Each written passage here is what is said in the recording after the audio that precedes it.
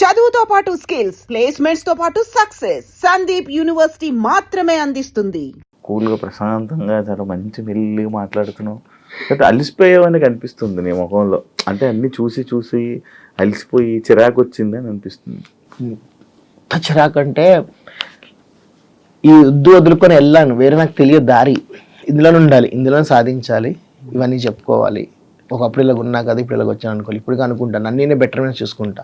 మా ఇంట్లో మా వైఫ్ కానీ వాళ్ళు అంటారు, ఏముంది అలాగే ఉన్నారు, ఆ షో కాలు పిలిచారు మిమ్మల్ని పిల్లలు.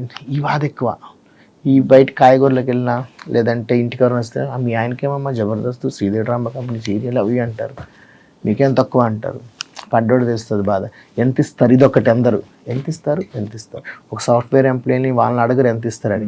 ఒక ఆర్టిస్ట్ మాత్రం ఎంత ఇస్తారు, దీనికి ఎంత ఇస్తారు, దానికి ఎంత ఇస్తారు, దీనికి ఎంత ఇస్తారు అంటారు. ఏం చెప్పాలి వాళ్ళకి? ఏదో అంటారు కదా, కాయ చెట్టుకి ఎన్ని కాయలు ఉంటాయి అని దెబ్బలు ఎన్ని దెబ్బలు ఉంటాయి. అరే బయటకి మీకేం బాగానే ఉన్నారు కదా, మీకేం సంతోషంగా ఉన్నారు కదా, తప్పదు కింద మీద పడి నడపాలి. ఈ రోజుల్లో అప్పు లేనటువంటి ఎవరు లేరు, ప్రతి ఒక్కడికి అప్పు ఉంటుంది. కష్టం లేని ప్రతి ఒక్కటి కష్టం ఉంటుంది, కానీ సినిమాలకే ఎక్కువ కష్టాలు ఉంటాయి. కానీ నిలబెట్టుకోవాలి, నిలదొక్కోవాలి. షూటింగ్ వచ్చింది అంటే ఆ రోజు ఎంత హ్యాపీనెస్ అంటే ఈ 4 రోజులు పడ్డ కష్టాలన్నీ పోతాయి. నెగిటివ్ అయిందా ఏమైనా? జరిగినాయి ఫ్యామిలీ ఇష్యూస్లో జరిగినాయి. కొంచెం వాళ్ళకి కొంచెం గొడవలు అవి ఇవి అయినాయి. అంటే కొంచెం రాంగ్ మాటలు అవి ఇవి.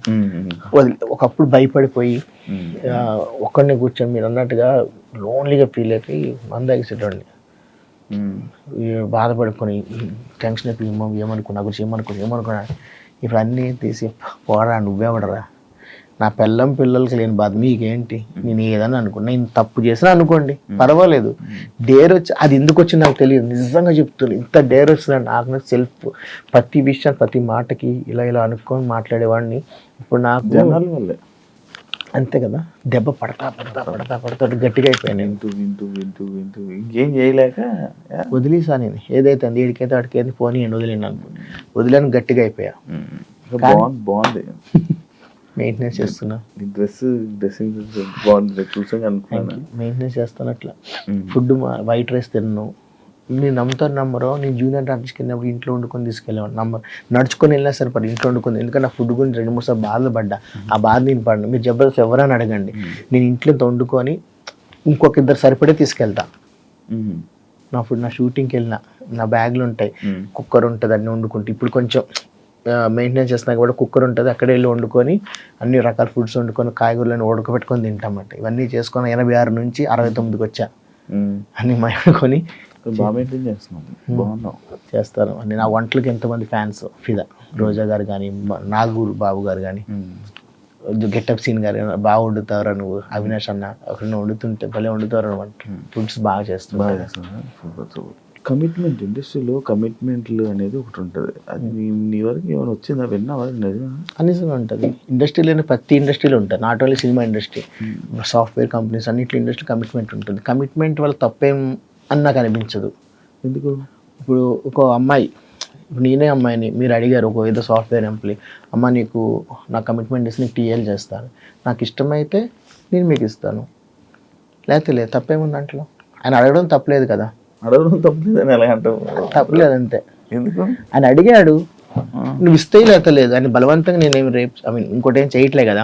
ఆయన మనసులో అడిగాడు. ఎక్కడ లేదు చెప్పండి ఒక మాట. ప్రతి ఇండస్ట్రీలో ఉంటుంది, కాబట్టి కళలు ఈ రంగుల ప్రపంచం కదా, అందరు దీని మీదే చూస్తారు, ఫోకస్ చేస్తారు తప్ప ప్రతి దాంట్లో ఉంటుంది. అది నేను చూసి నాకు తెలుసు.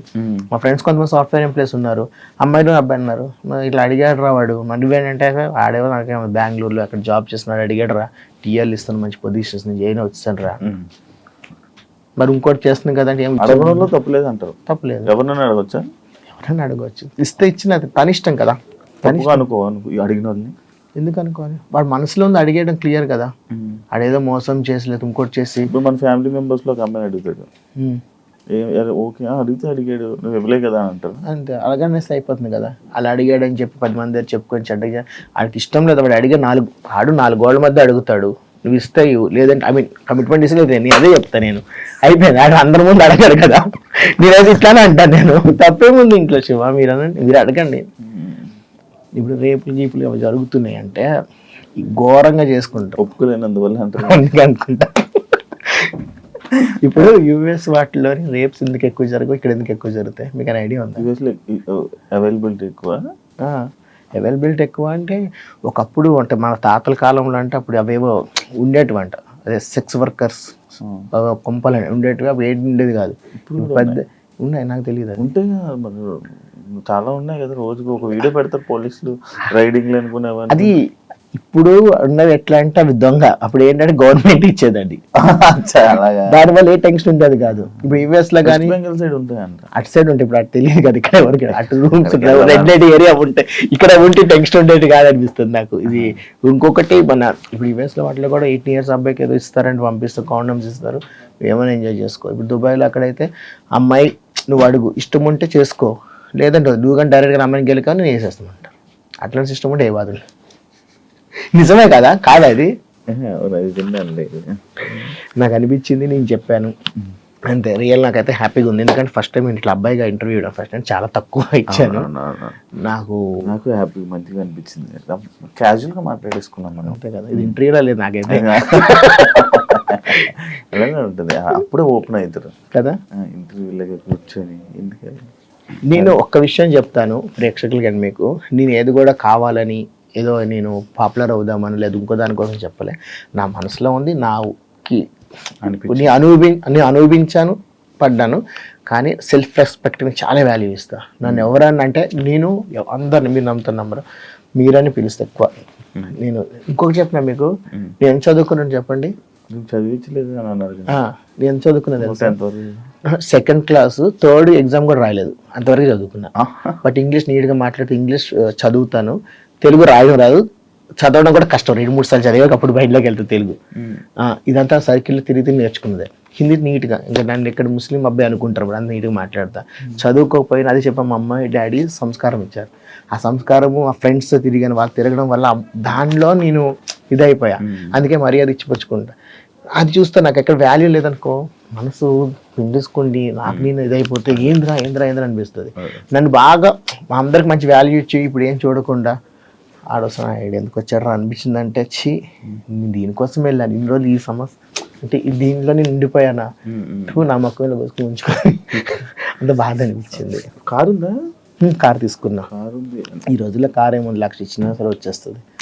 కావాలి కదా మెయిన్, బయటికి మాత్రం కనపడాలి. నా కోరిక అది, కారు ఉండాలి, ఇల్లు ఉండాలి, సొంత ఇల్లు ఉన్నది ఎప్పుడు అది కష్టం. కార్ అయితే కంపల్సరీ కావాలి. నాకు చిన్న చిన్న ఈవెంట్స్ వస్తుంటాయి, నేను క్యాబ్స్ మా ఏరియాలో కార్ రావాలి అంటే 3 సార్లు క్యాన్సిల్ చేస్తాను, కంపల్సరీ చేస్తాడు. ఒకటి ఇంకో సందు నుంచి వస్తాడు షార్ట్ కట్ అని, అక్కడ ఏదో ఫంక్షన్ ఏదో బండో ఏదో ప్రాబ్లం వస్తుంది, అక్కడ ఆపితే అటు చుట్టూ రాడు, క్యాన్సిల్ చేస్తాడు. మేము రెడీ అయ్యి ఉంటాం, అవ్వదు. కారు ఉన్న వాళ్ళు నా లగేజ్ అందులో పడేసుకోవచ్చు. సీరియల్స్ పక్కన ఈవెంట్స్ చుట్టూ పక్కన. విజయవాడ కూడా ఈవెంట్స్కి వెళ్ళిపోతా, విజయవాడ కూడా కార్లో వెళ్ళిపోతాను. బైక్ ఉంది, మెయింటెనెన్స్ చేస్తున్నాం, అవసరం కాబట్టి వేస్తాను. ఇప్పుడు ఇక్కడికి వచ్చినా సరే నేను బైక్ మీద వచ్చా, నా అవసరం ఉన్నప్పుడే కార్ తీస్తా. మొయినాబాద్ షూటింగ్, ఒక్కోసారి షూటింగ్లో లేట్ అయిపోతుంటుంది, ఒక రూమ్ ఇస్తారు షూటింగ్స్లో, అంతమంది ఉండరు. అదే కార్లో పెట్టి ఒక చిన్న ఫ్యాన్ పెట్టుకొని పడుకోవచ్చు, రిలాక్స్ అవ్వచ్చు, పనికి వస్తే మన లగేజ్ పడేయవచ్చు అని.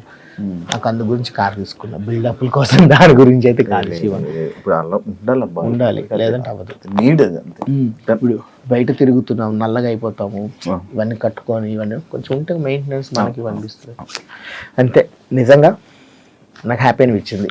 Interview thank you so much Harikrishna. నాకు కూడా చాలా హ్యాపీగా పీస్ఫుల్గా కూర్చొని అలా వింటున్నాను మాటలు. మీరు ఇంటర్వ్యూ చేశారా, మీరు నాకు ఇంటర్వ్యూ చేశారా? అదే మాట్లాడుకున్నాం బేసిక్ గా, అంతేలే. నిజంగా మాట్లాడుకున్నట్టే ఉంది, ఫ్రెండ్లీగా. ఇప్పుడు మీ ఇంటికి వచ్చి మీరు మా ఇంటికి మాట్లాడుకుంటే అలాగే ఉంది. నాకు ఇంటర్వ్యూలో లేదు, నిజంగా చెప్తున్నా, అలానే ఉంది. Thank you so much. Actually పొడవ తిట్టో తెలియదు కానీ thank you so much. Sorry తిట్టలేదు, అలాగే పొగలు ఉన్న వాస్తవం చెప్తున్నా. నైస్, మంచిగా అనిపించింది. Thank you. లాస్ట్ లో కూడా నేను పొగలేదు తిట్టలేదు అంటే